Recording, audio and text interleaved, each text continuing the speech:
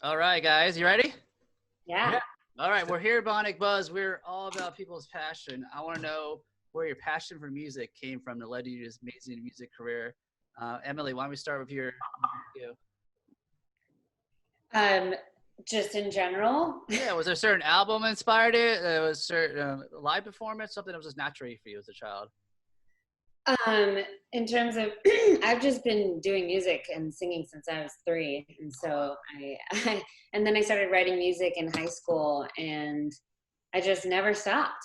And yeah, so I feel like I've been influenced by so many people, so many artists, and particularly like when I was growing up, I listened to like a lot of Bonnie Raitt and like folk and Sarah Bareilles and all those kind of artists who are also songwriters and all that. So, yeah. Very cool. Derek.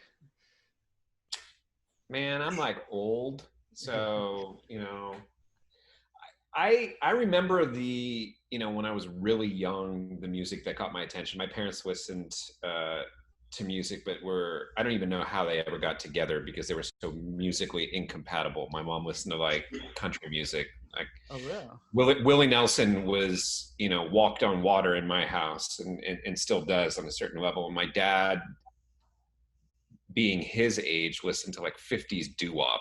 And then like nothing else registered for him for another 30 years until U2 came around and like Born in the USA, Bruce Springsteen. So that stuff, can I use profanity? I just need to know that going in. Yeah, you can. It's probably a good idea to tell me. So that shit, like I grew up listening to country music, and then, I remember my dad bringing in the hi-fi sound system. Like he got a CD player real early on, which was like a big thing. Wow. And now he had 2 records. He had Born in the USA and Joshua Tree U2. So that stuff was on like permanent play in my house. And then, on the schoolyard, you start hearing shit like the Beastie Boys and like the early to mid 80s and Run DMC and Led Zeppelin and Iron Maiden and all these weird things that people bring because like they've got an older sibling who's listening to something you've never heard of, and suddenly it's the new hot shit, and I'm sure Kyle chimed in, that was Motley Crue, right? Yeah, I mean, kind of similar Kyle? to Dirk. Yeah, similar to Dirk, like, I grew up listening to like country because that's what my parents kind of listened to around the house, like Oak Ridge Boys, Alabama, Eddie Rabbitt, all that kind of stuff. And then, Michael Jackson Thriller came out when I was like 4 or 5 years old, and that was kind of like a game changer. And that kind of segued into like some of the early hip hop stuff. That movie Breakin' came out, I think, in '84, and that's when I started getting into like Ice-T and Ollie and Jerry, There's No Stopping Us, that kind of stuff. And but really the record, I think, that changed me, I was 7 years old when Theater of Pain came out from Motley Crue, and that was like, I heard Smoking in the Boys Room on Z100, which was like Portland's, local pop radio station. And I thought that was the coolest shit I had ever heard in my entire life. I begged my parents to take me to Tower Records down at the mall to buy Theater of Pain. They were like looking at the artwork and stuff going, 7 years old, what are you doing with this? And God bless them, they bought it for me. And then that was pretty much, that put me on the path to where I was headed, where I ended up. Whereas my first concert was the Spice Girls. So. Oh, wow. It all makes sense now. See, my first actual concert was Motley Crue and Faster Pussycat at the Forum in LA. Oh, wow. I was there too. Yeah. Dang. Well, Kyle, talk about how this band got formed, because I guess it was kind of accidentally or unintentionally kind of formed by you. Yeah, it was, well, not really. It was, I mean, long story short, I had started getting back into music, just working on some ideas at the house. Like I have a creative agency, and was wondering if, well, maybe we could do some music stuff for like my video game clients. And,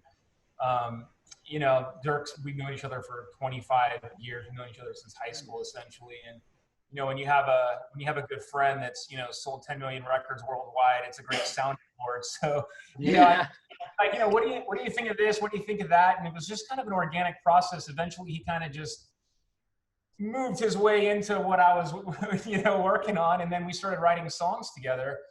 And that was basically how the collaboration started. We actually never there was never any like conversation of like, dude, you want to start a band? It was just like, I've got some ideas. You want to give me some feedback? And, you know, we just started collaborating. And then that was when, you know, a year or two into it was when, you know, I made the connection with Emily, and here we are. Cool. Let's talk about your latest single, Little Bird, just got released. The song was written, I guess, during self-isolation, during this pandemic. Talk about the writing process, because this is like less electric style, like songs like Rebel and Wait on My Sin. Yeah, you know, it's interesting. I think, you know, just me personally, I'm just like a super like resilient kind of person. Really, I like to just adapt to whatever environment I'm in. So when like we went into like lockdown the first, you know, couple weeks in LA, we were doing like Zoom conferences with the band. Like we didn't know like when we were gonna see each other. Like what's the, you know, there wasn't very much information out there. My first thought was like, I should grab the acoustic guitar and go sit on the patio and just like write something really simple that doesn't require crazy production that we could, you know, produce and finish and like put out there so that, you know, the train wouldn't stop, if you will. I kind of came up with a basic idea. The actual song, you know, it was all three of us getting ultimately together in a room and collaborating on it. But that was sort of the seed that was planted. And then Emily took it and, you know, basically ran with it. Yeah, Emily, talk about the lyrics, the inspiration. Yeah, so he gave me the guitar lick, and it was just kind of like came to me that I had this image of a bird and a little bird, and I was like, what does that mean? And so I kind of went with the concept of a bird leaving the nest, and I kind of made it about from the perspective of a parent and knowing that it's the time to let their child go and be who they're meant to be. And as much as it's hard for the child and the parent, it's something that like needs to happen in everyone's lives. And I definitely experienced from the other side. Just after college, I moved home for a little while, and it was getting to a point where my parents were like, okay, like we love having you here, but like time to go. Let's get you out of the nest. So it was good for me. I needed a push, and it was just kind of a organic song that just like kind of came out of nowhere, and I feel like it really resonated with me. It resonated with all of us in different ways. So hopefully it will resonate with everyone else. It's a great song and a great music video, by the way. Where'd you guys shoot it? I know it had to be somewhere in California. In Simi Valley. Okay. Yeah, we like had quite a fun music video filming experience where we had to hike about 25 minutes up this mountain to find this specific rock that was really awesome. And you know, we have like the makeup person, people helping. They're like, when's the end of this hike? We're like, so yeah, it was really cool. It ended up turning out like pretty awesome, I thought. And whose idea was to have like photos of you guys as like kids, you know, younger? I assume that's you as the kids, right? Dirk, right? Spark from Dirk. Yeah.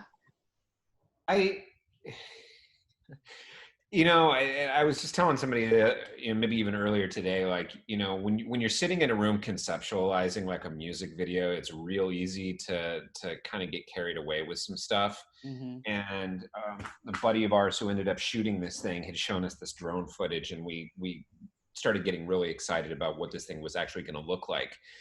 And then I kind of came back to the moment of like, and who cares? You know, like, meaning that, you know, you could have this great cinematography and the song could be great, but like, do you want to spend, you know, what's the story? And the story for me with that song was always like just the personal relationship and trying to connect the dots for not only the listener, but for me, like, what does this make me think of? And I have a daughter. So for me, it was a real easy leap. And I think the idea even got thrown out there that like, okay, maybe we make a video and it's just like, it's her growing up, because, you know, we have all these pictures of her over the years. And then Kyle, who's slightly better at marketing than me, was like, dude, she's not actually in the band. So maybe you want to, you know, make this the band's journey through this and leaving home. And it was funny because once we started digging through the baby pictures of ourselves, just to see how similar our lives actually were, you know, we all had photos of us playing guitar at like a year old. Yeah. Kyle and I had pictures of us like in the same Pittsburgh Pirates baseball outfit at 9 years old, even though we weren't on the same team. It's just like, okay, we were clearly meant to do this. This video was meant to happen. And, it just put a nice sort of bow around the concept of growing up and leaving home, but yet passing the baton and passing the baton to my daughter musically. So. Mm-hmm. Well, I love it because there's a tons of music videos with someone playing on, some top of some cliff somewhere. Right. So just added a lot to it, though.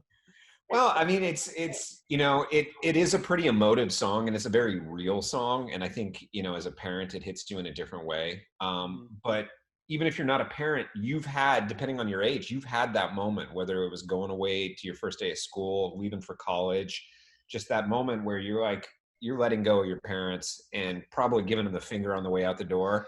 But at the same point, like, who are you calling when things go sideways? It's like, can I come back for the holidays? Will you do my laundry? Take care of me, please, emotionally. So there's something for everybody in it, I think. I love it. All right, guys. Is there anything in the works you're allowed to talk about? I know things are kind of up in the air during the pandemic, Yeah, there's tons of new music that's coming out. I mean, I think we're working nonstop on that. We have no idea when, real shows, I use real in quotes, are going to happen. We're going to be doing a live stream here in about a week and really starting to introduce people to what it looks like when we actually perform these tunes to a certain extent. But in the meantime, we're writing, we're recording, and we're going to just keep releasing stuff. Is it going to be on Facebook? 'Cause I know they're supposed to get rid of like music live stream soon or something. I know that's going to There's some confusion about that, but I think they may be making a major move later. I think we're still okay for right now. Ask me in a week and a half after it's done. I'll be like, I don't care what you do, but for right now, I think we're going to be able to be okay on that one. All right. Well, go to eastofjunemusic.com. You can get all the links to all your social media, YouTube, see the music video, and stream all the great tracks. So thank you guys so much for taking time to talk to me. Yeah. Much appreciated. Take care.